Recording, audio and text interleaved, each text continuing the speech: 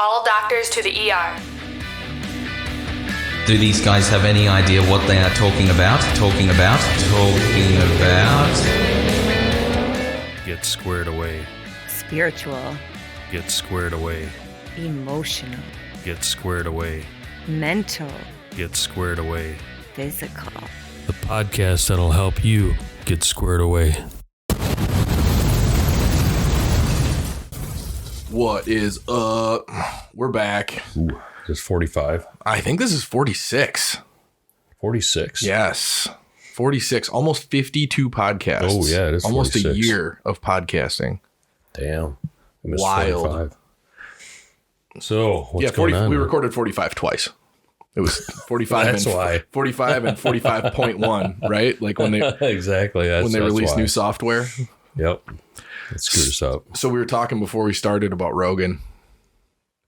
Yeah, that's the big chirp going on right now. I mean, if you had money that you wanted to invest, Spotify on Friday or Thursday would have been the place to put it. It was down from its high because the whole market's hurting, right? But then Spotify has been down drastically more because of this whole problem. Yeah. Spotify was down from almost 300 to like 155. Oh, really? Yeah. Wow. Well, it's going to come back up. Then that's the thing. It was already Friday. I wanted to put some money in. I didn't transfer any money quick enough to get it in. And it was back up 10 or 12% on Friday. Oh, yeah. Just on Friday. Yeah. Wow. Yeah. Well, after what? Crosby. That guy. Who's Crosby? Neil Young, David Crosby, the Crosby, Stills and Nash. Oh. Then you had Joni Mitchell. There's rumors up Barry Manilow, but I don't think that's confirmed. Yeah, I mean the thing is we've talked about this. I don't know if we've talked about it on the podcast before, but we've seen a complete transition in the right and left have completely swapped roles in like the hesitation and mistrust of the government. Right? Like in the last, let's see, I was born in 1984, so I probably realistically understood what was going on. And like, let's say like 1996 is probably when I started to understand what was going on. So from 96, 2006, 26, so in 25 years, we've gone from the left, quote unquote left, we'll say, left and youth and kind of that whole idea of what's going on there. Yeah. Completely mistrusting government, holding it at an arm's length, fighting against the man, battling for freedom, to now legitimately fighting everyone that's trying to do that. Oh, yeah. It's so odd. It's just weird. This culture is just completely off its rocker. It's crazy. I mean, I told you, and they're coming on to Rogan harder and harder the more that he apologized and the more that he walks stuff back. And I've said that from the beginning. Every time, if you look at somebody in this cancel culture, right when that cancel culture mob comes after you, if you start to show any kink in your armor, chink, not kink, that's a little bit different. Yeah. A chink in your armor. Can I say that? We're in the same room. Can I say a chink in your armor? Depends on your context. Right? Oh, context is a thing. That's weird. It is a thing. Weird. It's not a thing if you use it, from the mainstream side. No, right? Like if somebody's going to take this podcast, they're going to download it and they're going to cut out me saying chink. Yeah. And then they're going to be like, they're going to make like a remix of it. 5 years from now, it's going to come back to haunt you. Yeah. But so the thing is the minute that you show any chink in your armor is the minute that they double on because they feel they sense that weakness, right? It's like when you're in a room with fighting a bully with a predator, yeah, or when you're in a room with a predator, an animal predator. Like the minute that you show any sort of scared weakness is the minute that they go for the throat. Like, quit apologizing. Yeah. Well, Rogan's the new Trump. Yeah. I mean, mainstream media is starting to, CNN is abysmal. Which is hilarious. And they're starting to go after Rogan, and especially who's that numbskull, Stelzer? Okay. Yeah. I mean, the worst of the worst is trying to like capitalize on this, trying to make fun of Rogan. And that guy's done. He should just be, get his ass kicked out. I was actually, I was talking to a guy this week. I can't remember who it was. But we were talking about something about podcasts, and he's like, yeah, I listen to a few podcasts, or he said something, and I was like, oh yeah, like the majority of listens come from like the top 10% of podcasts, like everything in the world. It's that Dunbar's number, right? The 80-20 principle or whatever. And I was like, there's 10,000 podcasts out there that don't get listens, the amount of listens in a year that Rogan gets in one episode. And this dude was lost his mind that I brought up Rogan just as a comparison for that number. I didn't say like because he's amazing or anything like that. I just brought that up. And this dude, like this dude is a character. I mean, he wears plastic Ray-Ban frames, like all different color plastic Ray-Ban frames with no lenses in them, like every day, just to be like kind of quirky, Yeah, see that face that's on your face is exactly what I thought when I started noticing. Yeah, it's the weirdest thing. So but anyway, does it at least have, are they like reader glasses type of thing? No, there's no lenses. So what do you mean? He's wearing like Mr. Potato Head glasses? Yeah. Every day. Because it's fashion. Different colors. Fashion, quirky, right. whatever. Okay, anyway, so just to give you an idea, like that gives you an idea of the guy, right? And he was like, I hate Joe Rogan. I'm like, oh, why? He's like, well, he comes across as a what did he say? He comes across as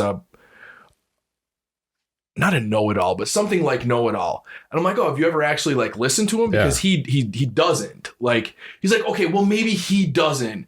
But to his audience, they see him as, the type of person that knows all this stuff. And he's a pseudo-intellectual that knows just enough to be dangerous. And I was like, that tells me he hasn't listened to any. Exactly, 100%. That's instantly what I knew. Yeah. Because he's just listening to sound bites. And he's probably on that side that is just, only consumes sound bites and is listening to what he's told. Whatever the media is packing together in a package to say, hey, Rogan is this nasty guy that we put the shit filter on to make him look sicker when he was, taking ivermectin and all that bullshit. So, yeah, exactly. Friday night I was out to dinner and, I'm walking along and there's, these two, I'm in Madison.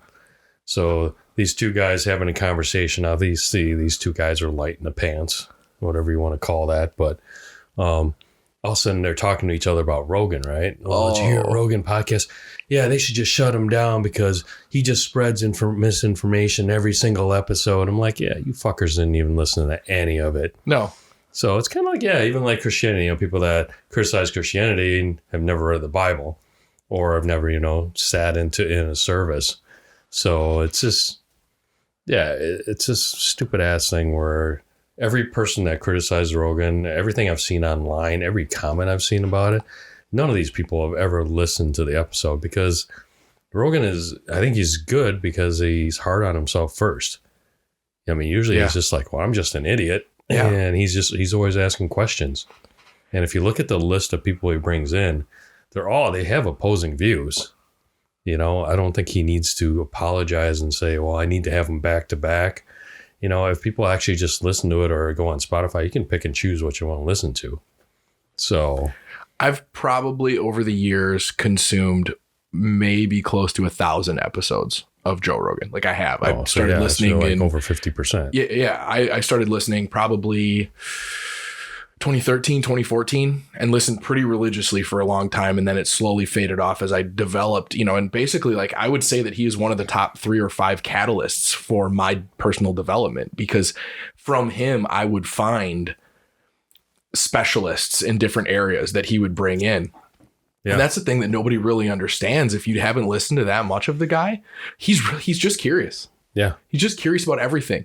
And he asks questions and he'll play devil's advocate and he'll try to push you on something that you think is right or ask questions. Like I know that he's purposefully gone on to like message boards and found what people disagree with about people that he brings on his show. And then even if he doesn't have that disagreement, he's brought it up as though he has the disagreement so that they're able to kind of, approach the disagreement and everybody can kind of understand where they're coming from. Yeah. I mean, recently I had a podcast with Andy Stump, former SEAL, and Stump made a criticism about somebody that they both know, Brian Callen. And, all of a sudden it was about critiquing. I think Callen went on the Terran Tactical, where everybody's doing the speed shooting. So Stump had just, made a couple of comments and they're friends. Yeah. But, Rogan would say, well, why would you say that? and he was honestly saying, well, why would you say that? He is a bad shooter. Yeah. And he just, it's not like he's a know-it-all. He's just asking, okay, why would you, it doesn't matter who it is. Yeah. I mean, I have the choice that if he has a guest that, you know what, I may not like or I may not agree with, I'll listen to it for a while because it's 3 hours long. Yeah. Most of them are just super long. Yeah. And if I just totally don't feel like listening to it or don't agree at all or just rub me the wrong way, I can turn it off.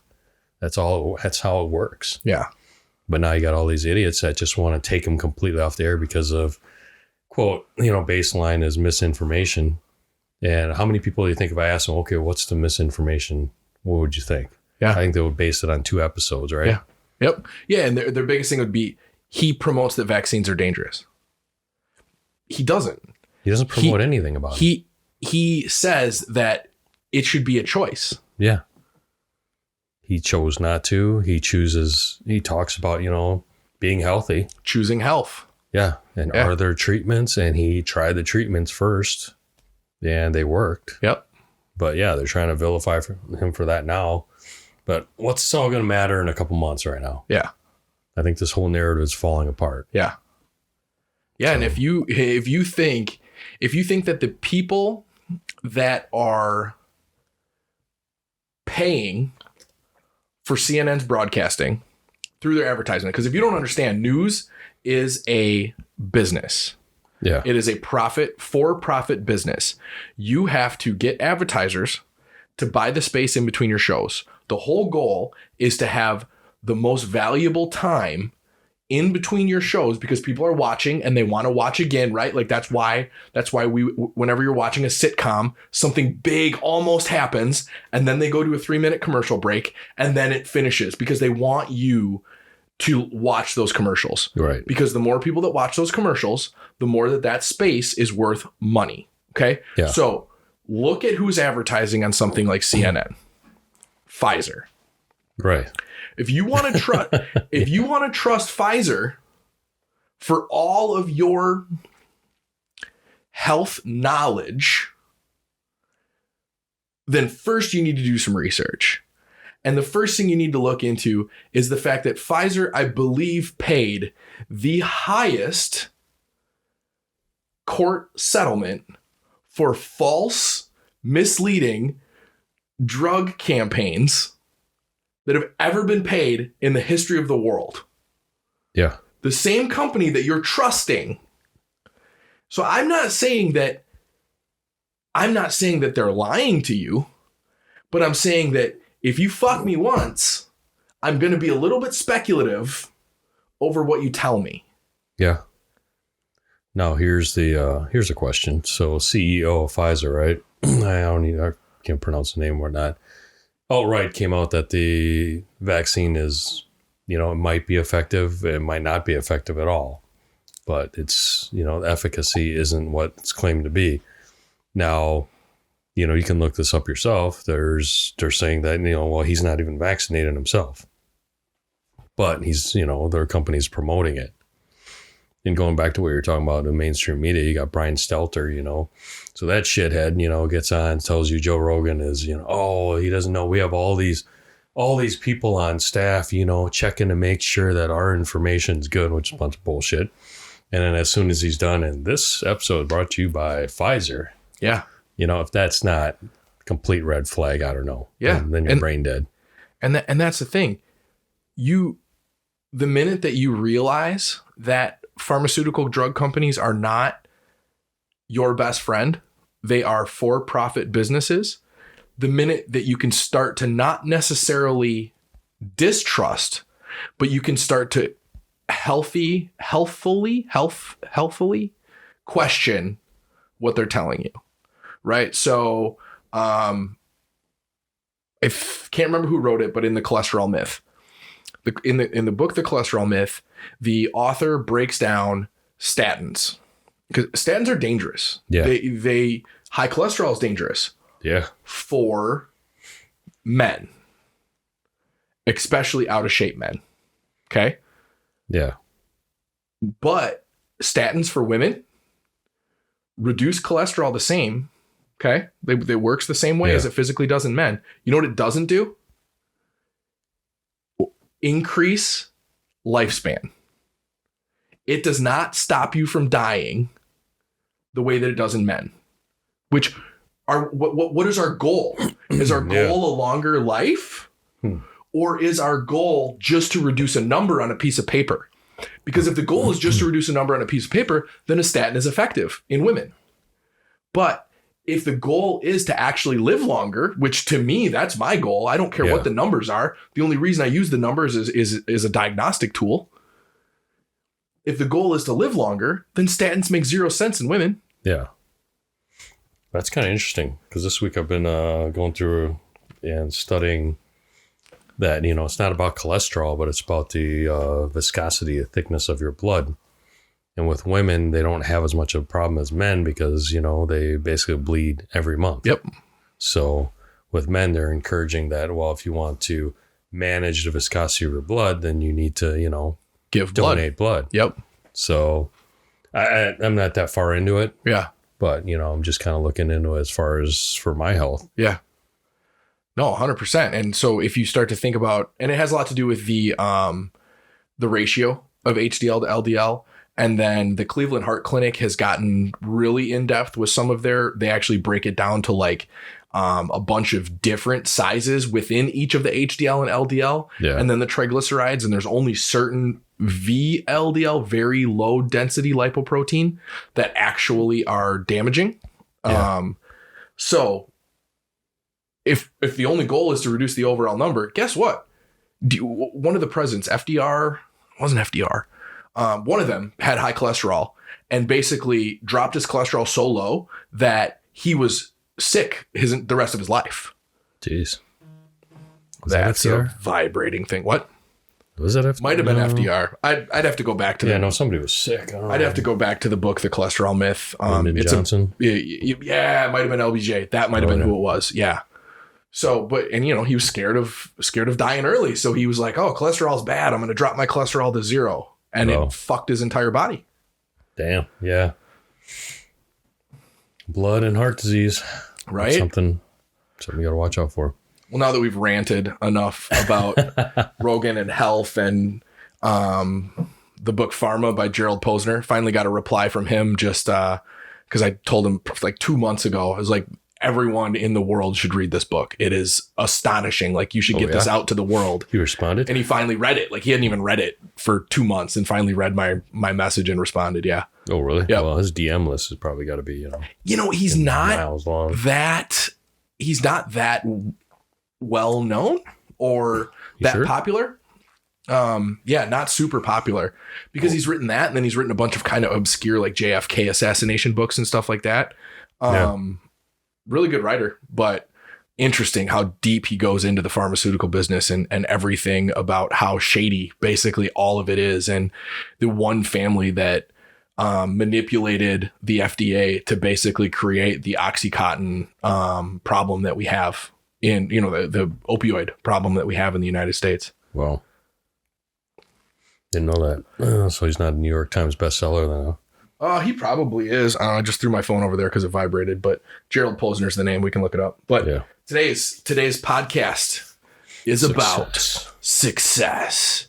And if you guys are ever writing the word success, it's kind of weird because there's 2 C's and 2 S's. I kept wanting to either put 1 C and 2 S's or 2 C's and 1 S. So I'm gonna go through the definitions of success first, and then we can get into what we think about it and what we think is damaging in today, basically, with the idea of success, and then build it back up. So success is a noun, an event that accomplishes its intended purpose. Let's call heads a success and tails a failure. The election was a remarkable success for the Whigs. I don't know, that's just an example of it, but an attainment that is successful, a state of prosperity or fame, or a person with a record of successes. So that would be he is a success, not he has, experienced success. What do you think? Where'd you pull those? Those I pulled from the actual etymology of the word. Okay. So comes from the etymology, comes from succeed or succeeded. Yeah. And then it developed into success. Well, the Merriam-Webster one that I got is the fact of getting or achieving wealth, respect, or fame. Yeah, the reason I read that and I said bullshit, and I said fuck this. I'm finding socially derived. Yeah, right. And that's the problem. I mean, we'll get into that further, but wealth, I have right here. Wealth has braided itself into the core of the definition of success. More wealth. And how did that happen?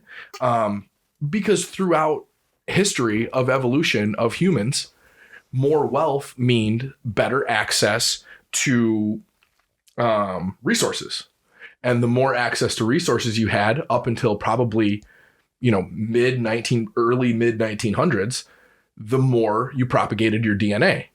Yeah. So simple evolution, the more you try to get resources, the more you hoard resources, the more babies you make, the more resource hoarders you make. And it's a never ending process, right? Yeah. It's like breeding a bunch of good dogs together, make more good dogs, breeding a bunch of prick dogs together, make more prick dogs.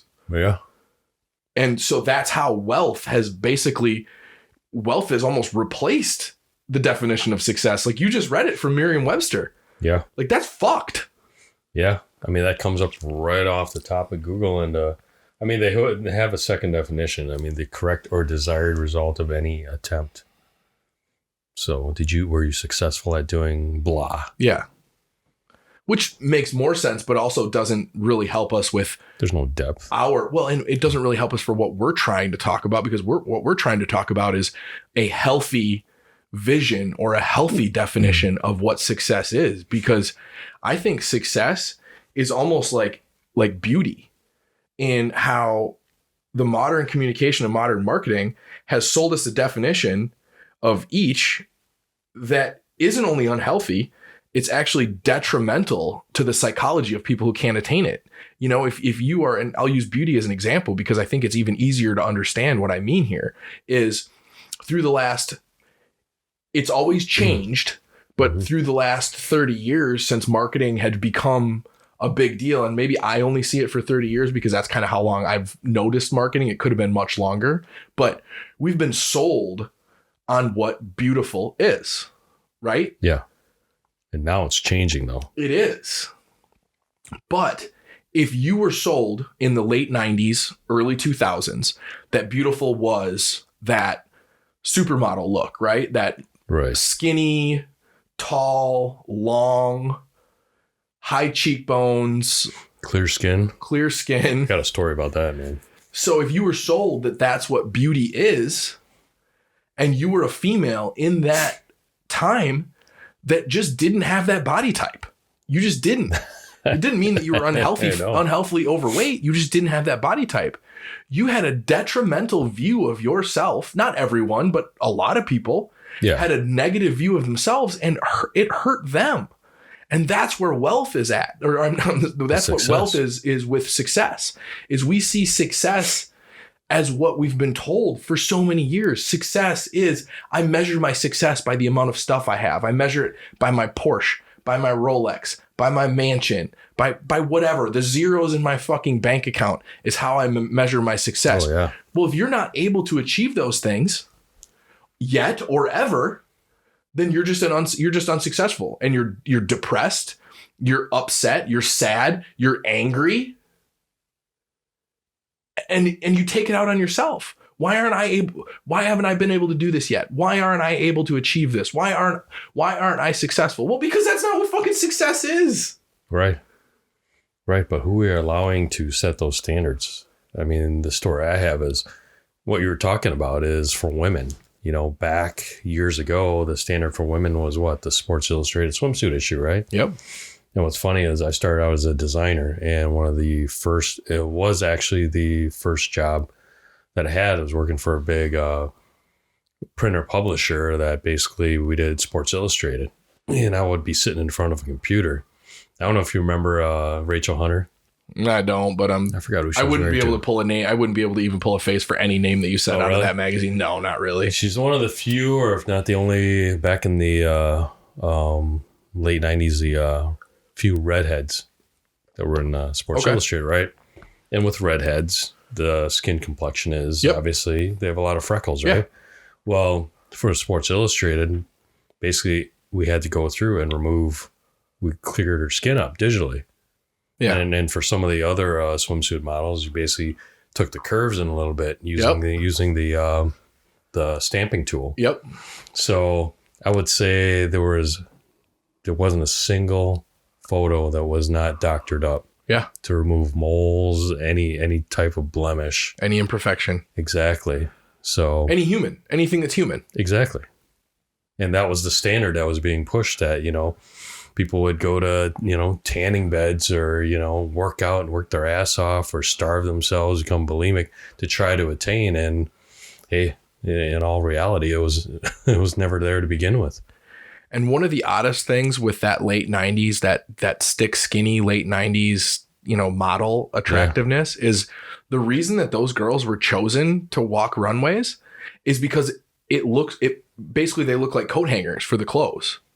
Jeez. They weren't chosen because anybody specifically thought that body type was attractive.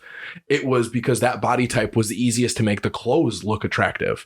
And that was who chose who was going to be on a runway, right? Was the designers of the clothes. Yeah. Walking coat hanger. Yeah. That's why that stick skinny, tall, lean frame was what was chosen for models at that time. Wow. Yeah, I don't know. Google that to make sure that's right, but that's what I remember. I definitely read that somewhere. A little deeper Google, yeah. I definitely read that somewhere. Misinformation, Rogan. But yeah, so that's my problem with what we all view success as. It's not even like we're not even talking about, oh, that sucks that people think about success that way. We're talking like there's people out there who hate themselves because they're not able to achieve that level of what they see is success, but we'll call it wealth, right? There's people who aren't raising their own children. They're letting the TV raise their kids, or their friend, the kids' friends raise the kids, because they are so wrapped up in trying to achieve that idea of success. And that's the fucking problem. And that's why I wanted to do this podcast, because we need to basically break down success and rebuild it for, our listeners and for everybody in the fucking United States as to what success should be, a healthy view of success. Right. I think that's good. I think the biggest one we got to cover too is social media. Yes. And how people work so hard to stage a vision of success on social media. Work so hard. I'm starting to see that a lot at the gym, not even just with the kids that go in there. It's like, I went in this morning just to do arms, like we talked about, and I'm seeing people like, I don't know if they're starting like a commentary before they got to work out, but literally, there was one gal that's sitting at the leg press and is like talking to her phone. I can see because I'm on the cable machine right behind, and it's like giving some dissertation prior that, telling everybody she's got to work out. After she's done, then has to face the mirror and somehow get some kind of full body shot. It's like glorious. You worked out. You're a, I don't know, successful Instagram model, maybe. I don't know. I think that. So I do this bike for cardio, and this bike gives you a grade, gives you a number. It measures, so it's a sprint bike, but it does all of the elevation, so it doesn't count on you changing the hardness or the resistance, right? Yeah. It changes the resistance for you. It runs through 8 rounds of 30 seconds as hard as you can go. It measures your wattage and your speed and your output, and it gives you a number for each round, and then it gives you a minute and a half. And why do I do that? Why do I love that bike? I love that bike, first of all, because it makes me feel like I'm going to fucking die. At the end of that 8th round, I'm like laying on the ground, panting, feeling like I'm death warmed over. I feel sick to my stomach for about the next 20 minutes. And then this euphoric feeling wraps around me, and I'm in this just awe for the rest of the day, and it's awesome. But I love that bike because of that number. That number, because I have a number to look at to chase, right? I have a number like, okay, 1160, I think, is my highest number of all of those. So that's your KPI. Rounds. That's your goal. That's my goal, right? So I either want to be at that, close to that, or I want to beat that. So I know, like, you bitched out today. You were 50 short of that goal. Yeah. And I think that's where social media has taken such a damaging amount of our self-worth, because it is a number. It is Oh, we're talking about likes or follows or views or any of them, depending on what social media you're talking about. But it is a number that we can use to judge ourselves on. Right. Based on the perception that we give in the image that we're posting. And so that's, you haven't accomplished anything in that image. No. But it is like, it's something that you can grade yourself on. You can internally, and this isn't a conscious thought. Fix, though. Oh, it's 100% a dopamine fix, but it's a dopamine fix that is not regulatory. It's based on an amount, right? Like, if you got more than you got from the last picture, or all of a sudden one blows up and you get a bunch, it makes you feel good. Yeah. Which is bullshit, because what should make you feel good is the workout that you just had. But that's a very ungradable or unnumberable feeling about the workout that you just had. Oh, really? But the benefits. Oh, 100%. I mean, how you feel, how you look. I mean, that is true benefit to yourself. Over time. Yeah. The dopamine fix you're getting on social media is no different than going out and buying a dozen donuts and piling them down. No. So you're just getting that same indulgent satisfaction to yourself, but there's no benefit to it at all. But the odd thing there is, there's nothing, if you're a songwriter, right?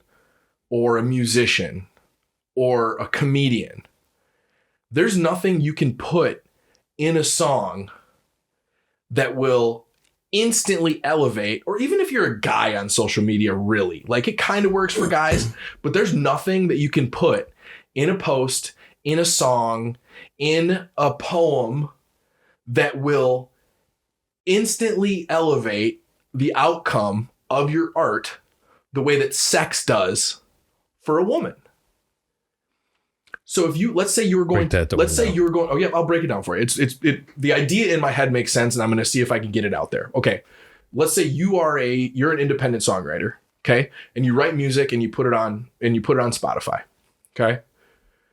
Your music is going to take some time. It's going to have to get out there. People are going to like it. Hopefully it's good music. The longer that you do it, the better it's going to get. Right. And you're going to bring followers in. It's going to be this slow thing. It could kind of like a Tom McDonald. Yeah. Or you could randomly get, a big name that likes one of your songs and one song blows up. Right. But there's nothing that you can add to a song that is going to almost guarantee that it blow up. Right. Right. Okay.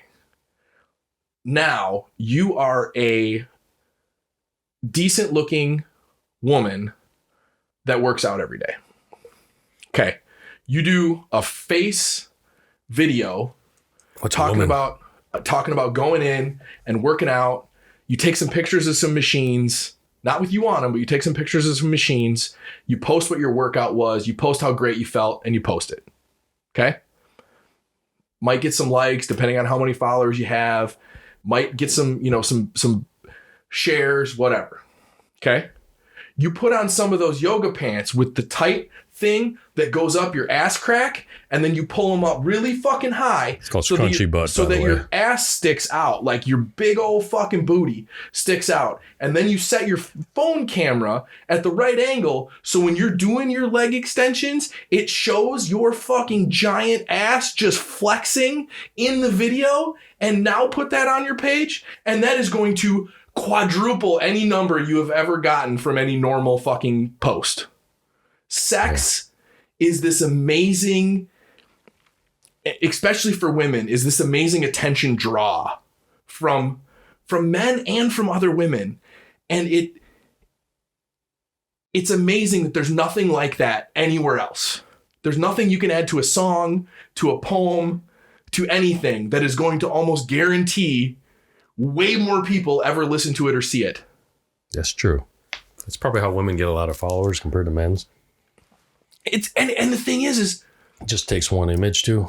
And it's so odd, because it's like, and it's not necessarily these girls that are doing it, but it's like it's a hit of caffeine, right? It's a hit of caffeine because it's like I can post about me, the real me, and I can share my feelings, and I can, talk about what I'm interested in, and I can slowly build followers that like me and follow me, and they want to know me for me, and they want to be my friend group, because this is social media. It's supposed to be, it's not follower media, it's social media. It's supposed to be a group of people that are in your network, right? It's social networking. Yeah.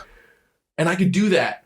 Or I can give a little hit of fucking crack every once in a while and show a little bit more titty or a little bit more ass or a little bit of that camel toe. And all of a sudden they're fucking coming in hot. Oh yeah. That's on the share page. And all of a sudden, and that's this fucking drug. Yeah. Part of that's a search issue too, because if I am on Instagram and I hit search, I swear 60% of all the images that pop up is that. Yeah, but you know why? Well, because that's what they say. That's what they think that you want to see. That's the way the algorithm, they're not written to specifically put that stuff forward. They're written because that's what drives the human mind. And so their idea is they don't want to put shit out there that nobody wants to see. They write the algorithm so that anything that's more shared gets put on there more. Yeah. And so that stuff gets developed. I think IBM maybe wrote an artificial intelligence. IBM wrote an artificial intelligence and they put it on, and this artificial intelligence was supposed to learn from the internet. So it went live on the internet, and it was supposed to learn and develop and change. And within like 48 hours, this thing became like a swearing, racist sex bot. Like they had to shut it off. Well, so they're using it to generate AI for. It's this thing when you don't control what is propagated, you only propagate what's most popular. You get in this runaway of popular, more popular. All of a sudden, it's just all tits and ass. Yeah. But that is what makes you successful in social media. Exactly. Yes. So to bring it back to success. Yes, there's nothing that you can do for any other art that can make you instantly successful. But what is successful? Because we can put a hit of crack in every picture. And do we want to consider that successful? Well, are you successful, or are you just a sex bot? Because because you are a lot more than what that is. But most gals are going to get thousands of followers. Yeah. So now let's put that on. So now you're a successful Instagram model. So now that doesn't get paid shit. So now let's put that onto wealth, right? Because we can solve a problem. You and I can sit here. We can turn this podcast off. We can sit here and we can brainstorm. What is a problem that the world needs solved? We can figure out what that problem is, and we can solve it in the most intelligent, efficient way possible. You and I can invest our life savings into this business, right? And we can build a useful product or a useful service that solves a problem, and then we can become wealthy. Okay? Or we can try to teach everybody else to become wealthy, rent fancy cars, post about them on Instagram. I see plenty of those. Right? Grant Cardone. Yeah. We can. Why does that asshole keep coming up on my whole time? I don't know.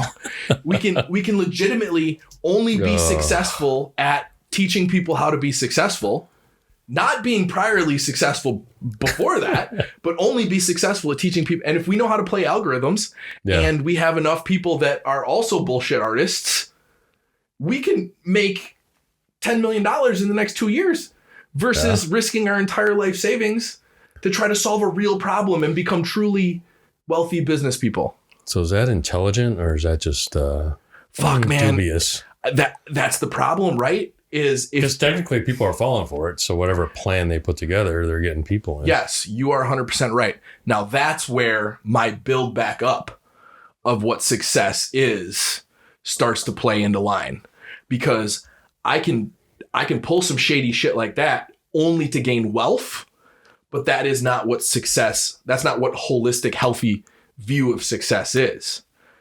that success would not be in line with my values. Right. Because I would rather help everybody in the fucking world actually better themselves by 5% than make $5 million making people feel worse about themselves because they paid me $100 to give them a bunch of bullshit that doesn't actually help them. Right. So my build back up of success is the first thing to realize is that success is just like getting squared away. It's not a destination. It's a direction of action. It is a daily process. It is a habit. It is taking the first step in a long journey of 10,000 steps. And that is the first thing to realize about success. And you have to define your value structure. What are your values? And then once you figure out your value structure and what your top 3, top 5 most important values to you are, then you set some goals that are in line with those values. So if legitimately money is the only thing you fucking care about and you don't care about people at all and you don't care about helping people, you literally just want to get fucking rich and be able to, sit in your car in your, bathtub full of fucking Scrooge McDuck money and that's all you want, then your view of success is going to just be wealth. But guess what? It's not going to include anything else. Right. But how would that be deemed successful? Because to me, it's success is what your legacy is. You just referred to it. Success starts by self-realization. Success starts by getting squared away. Because ultimately, when all of us pass, and I've been to enough funerals where it's like, guess what? I haven't seen one single U-Haul at a funeral. So all that stuff that somebody has accumulated, that's just going to get divided up. It's completely, there's no value to it at all. So, success cannot be, I guess, defined by assets. No. And nobody cares. I mean, the loneliest rich guy, right? How many people are at his funeral? Just the people that are getting his money. Exactly. So, I've seen the poorest of poorest have hundreds to thousands of people at their funeral. And most of it's because of what they've invested in other people's lives. What is your legacy? It's kind of like in Christianity. So if you're getting squared away spiritually, right, there's a parable of the talents, parable of the 10 minas. And I go through the whole thing. Basically, it's rich dude, right, is going to leave a town for an extended amount of time, doesn't tell him how long. And there's 3 dudes, because every joke starts with 3 dudes. Yep. And the first dude, he gives 10 mina, or translated talents. Second dude gives 2. Last dude gives 1. And then after, so many years, he comes back. And that first dude took the 10 minas and invested it and basically got 20 minas. And are you getting screwed up with minas or? No, I got it. Okay. So minas are talents. So the second dude has 2. He invested it and got 2 more.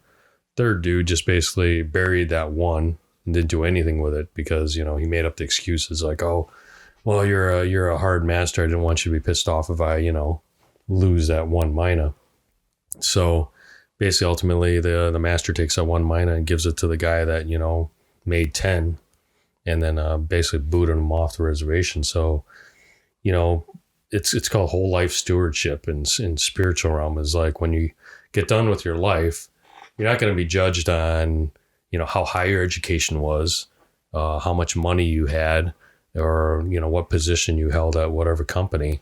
You're going to be judged on, okay, you were given X amount of talents in your life, X amount of opportunities in your life to help or to grow or to plant a seed in somebody or a group of people or whatever, however minas you were given. And, what did you do? What was your interest that you bore at the end of your life? And that's basically reflective in your funeral. The people that show up are going to be, that's all the interest that you've borne or you planted the seed with. So, I guess that's how I look at it as success. And, you don't have, even if you don't have a lot of interest, it's, there's that saying that for you to appreciate light, you have to know what darkness is. Yep. You have to be able to sit in darkness. I forgot who said that. There's a bunch of names. Probably Batman. No. Yeah, I think it was Bane. Yeah. You have merely adopted the dark. I know. Everybody's using that one. Everybody's using that one. But it is a fact. I mean, the people that have been through the darkness and been through the shit are people that are generating, they're just planting seeds, you know, they're not people that hang on to life or work so hard to make themselves comfortable. You know, they're used to being uncomfortable. And therefore they're like, well, I'm not going to hang on to this. I'm going to help, you know, make other people better. And, you know, to me, that's success. There's nothing, you know, I can't sit there and say there's a KPI for how wealthy do you got to be successful. You know, $1 million, $2 million. I mean, you need what, about 1 to 2 million just to retire. So that's not, you know, really being wealthy. Yeah. You got to be a rapper. I don't know. There's a lot of people that look wealthy, that dress wealthy, but guess what? It's all in debt. Yeah. $5 worth of gas and quarters in their fucking Bentley. Yeah, exactly. Where you see the trailer that's got the, you know, the $50,000 vehicle parked out front of it. Yeah. So yeah, I mean, that's my viewpoint. I like that. My idea of success was more along the lines of taking those steps every day, taking those steps towards your goals that are in line with your value structure every day. It's not necessarily achieving those goals, although that would be a success, but you have had a successful day when you have taken even the babyest of millimeter steps towards that goal. Is your goal to become more physically healthy? What have you done today to get a little bit more healthy? Is your goal to be more financially free? That's completely fine, but financial freedom doesn't necessarily mean more money. It means more money by spending less, also bringing more in and spending less. Yeah. Being happy with the finer things, but not needing them, right? Like I have here one of my favorite Stoic. Where the fuck did I put that? I don't even know where I put it. One of my favorite ideas from Stoicism is the idea that you can enjoy the fine things, but you don't stress if you don't have them. Exactly. You know? But I love this one too, and I heard this the other day, is the analogy of the rock breaker. You know, the big, you know, those big what are those, quartzite or whatever, you know, those big solid rocks that have all the beautiful gems inside, whatever those are called. Quartz or whatever. Yeah. So, you know, let's say you're the guy that breaks those in half, okay? And it on the 1,000th hit, you know, you've been swinging that hammer 999 times. And on the 1,000th hit, that thing breaks open. Was it just the 1,000th hit that did it? No, you know it's not the 1,000th hit that did it. It's the accumulative effort of every one of those 999 hits that got that rock ready for that 1,000th hit. So what is the hit that you're doing today? What is that baby step that you're doing today to be successful today? And then let's string 7 successful days together, and then we've had a successful week. Yeah. Yeah. It goes back to getting 1% better every day, right? Yeah. But in order for you to do that, you have to be squared away. And we've talked about this now for 40 some episodes, is you got to get squared away every single damn day. You need to take an action. I don't even like you need to take an action towards being squared away, right? Like you don't just get squared away. You don't just become spiritual, or you don't just become healthy. You do a little bit each day, and you have 999 hits on that rock of becoming more religious or more spiritual or healthier or smarter or more emotionally stable. And then all of a sudden that 1,000th hit happens and you're like, oh, I've gone 2 weeks and nothing in my body is hurt. Yeah. Weird. Yeah. Or you look back at pictures a year ago and say, wow, I started this journey a year ago. And I look in the mirror and I look at side-by-side pictures like, holy crap, what happened? Oh, yeah, that was the process I've been going every day with my head down, chopping that redwood tree, right? One swing at a time. I have my last analogy I've written down here. I'm an analogy speaker. I love speaking in analogies. I've always been that way. But success is like a fine, well-functioning automobile. You need a well-built, well-functioning everything. You need enough power to take off and handle well. You need enough top speed to use on high-speed roads and pass. You need efficiency. You need handling. You need brakes. You need reliability. You need comfort. You'd like some looks, right? It's a fine automobile. But our current societal view, that definition that you read on success is legitimately just a gorgeous looking car that goes 150 miles an hour, but can't fucking brake, can't turn. It falls apart when you're fucking stopped and parking it. And that's what we have as a definition of success right now, is this big, gorgeous piece of shit. Yeah. And that's it. That's what everybody's telling you that success is. That's what they're selling you. Yeah. Exactly. You want to hear another analogy? Yes. I love analogies. They're my favorite. Oh, man. Every one of my analogy involves like three people or three things. Kind of So like three guys walk into a bar. One Polak, now you got to take all the races out of it because everybody's, all fucked up about that. So I always use a story when I speak places. It's, this is a key to being squared away and success is to be able to block all the noise from everyone else or what society is telling you what you're supposed to be. You got to be front sight focused, right? So when you're shooting a pistol, what is the one sight, one visual that you need to basically get squared up, and everything else blurs is your front sight. So here's a story about, there's this old man and there's this little boy and a donkey, right? Okay. Have I told you this one before? I haven't heard this one yet. Okay. So all three of them are walking along, right? So you got the donkey walking, the old dude's walking, the little boy's walking. They pass through the first town and they could hear everybody, kind of, pretend this is the old Wild West. Yep. So everybody's standing outside watching them as they're walking through town, and they're like, man, are these people stupid? Because they could use the donkey and ride on the donkey. And the old guy hears this like, all right. So puts the kid up on the donkey, and then they keep walking. They get to the next town, right?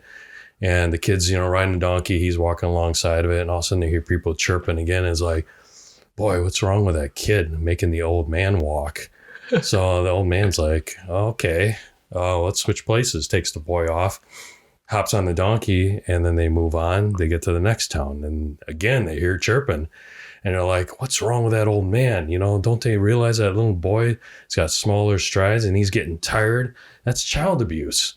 So the old guy's just like, oh, so he grabs the kid, throws him up on the donkey with him. So now they're both riding the donkey, right? So you get to the next town, and this is PETA town, right? And they're looking at them, giving them the stink eye. They're like, these guys are animal abusers. So both of them are riding this poor donkey and abusing him. So the old guy just gets frazzled, takes the kid off, he gets off.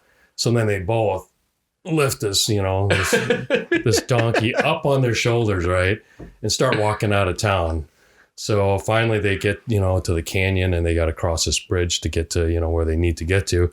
So as they're crossing this bridge, this donkey is just heavy for both of them, and they lose their balance, and donkey went over the edge of the bridge, dies in the canyon. So rule of thumb here is, or the moral of the story, I should say, is that, don't listen to all the noise and what everybody's trying to tell you what you should be doing, or you're going to lose your ass. Yeah. So remember that one. Yeah, I will remember that one. That's a good one. Yeah. And it's dead on, right? Like, if right now in society today, it's pretty and it's wealthy. That's what success is. Yeah. But in 5 years, 10 years, that could totally change as to what we're expected to view as success. Well, if I've spent the last 10 years trying to be pretty and wealthy, and then all of a sudden what success is totally changes, all right, am I going to change what all right, I'm going to change and I'm going to reach for whatever the new definition of success is. Yeah. Versus spending my entire life taking baby steps towards what I think success is. Yeah. What's the best that you can be? Because guess what? You might not physically look like Joe Blow on, Men's Health, cover of the magazine. But what's the best that you can possibly But like we be? learned in the beginning of this podcast, Joe Blow doesn't probably look like Joe Blow does at the podcast. Exactly. Or on the magazine, I mean.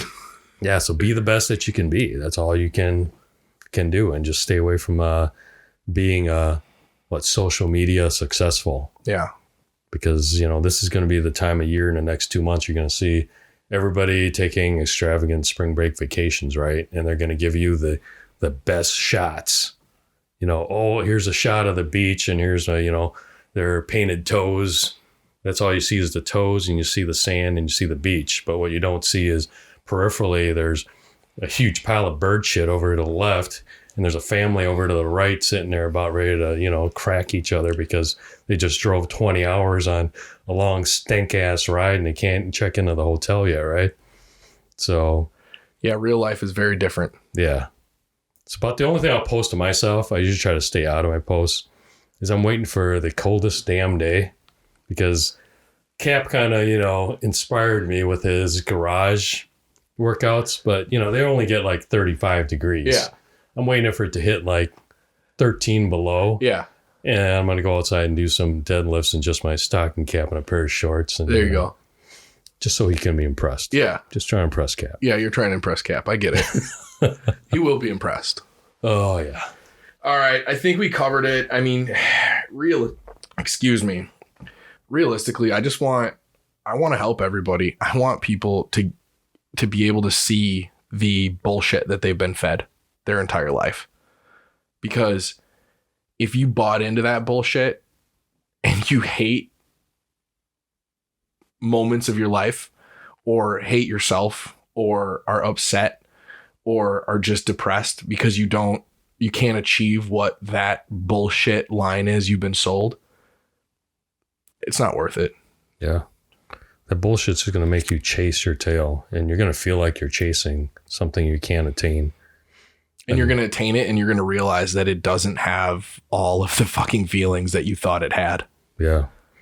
If you can come away with one thing, get a notepad, or you can call it your success pad or success notebook or journal, and then put it in 4 columns, the squared away, spiritually, physically, mentally, and emotionally, and then write your goals for that year.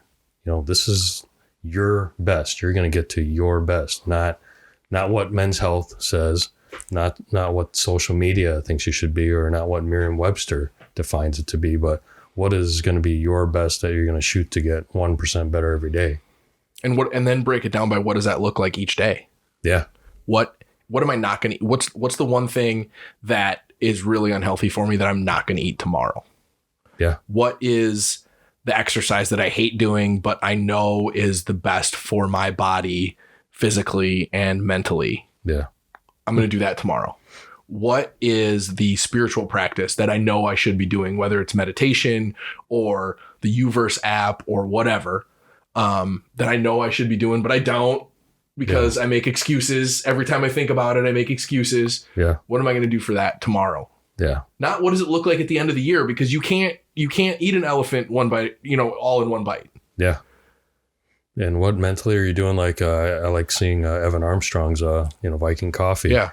When he posts, it's like, hey, I'm reading this book, I got through these books and I'm reading this book this week. I got a great one from him, The Go-Giver, the one that I sent you. I mean, he did the Go-Giver's Guide to Sales or whatever, but I went back and read the original Go-Giver, which is a parable, right? It's a short read. It's just a 5-person parable that this salesman gets introduced to all these different people, and he realizes that it's all about giving and communication and improving other people's lives and becoming the master of your craft. Yeah. It has nothing to do with getting. It's not the go-getter, it's the go-giver. Yeah, and he's just started, I think, a Relentless I saw yesterday. So Relentless is good. Yeah. I like Relentless. I mean, I haven't read it, but when I saw that, I was like, you know what? I'm going to put that on the list for next. So, that's what social media, I think, is really for. Yeah. Is I'm like, oh, hey, this is how they're squaring themselves up here. And wow, that's not a bad idea. All of us that's uplifting, my list, all of us uplifting everyone else, right? Exactly. It's a rising tide lifts all boats. Yeah. And then emotionally, like you talk about, a goal is, when I wake up and sit on the shitter, maybe throwing out 3 texts to buddies I haven't talked to. Like, yesterday, I sent a message to one of my buddies, it's happy birthday, fucker. Yeah. Because it was his birthday yesterday. So, yeah. Oh my God, I saw the most gorgeous video on social media. Like, right? It's a tool. It's a hammer. You can build a house with it, or you can hit yourself in the fucking dick with it. It doesn't matter. It's just a tool. And I saw this video, and it's 2 guys in a park. Like, it seems like it's probably by a college, and they've got a sign, like a sandwich board sign, and it just says, call somebody and tell them you love them for $5. Oh, I saw that one. Yeah.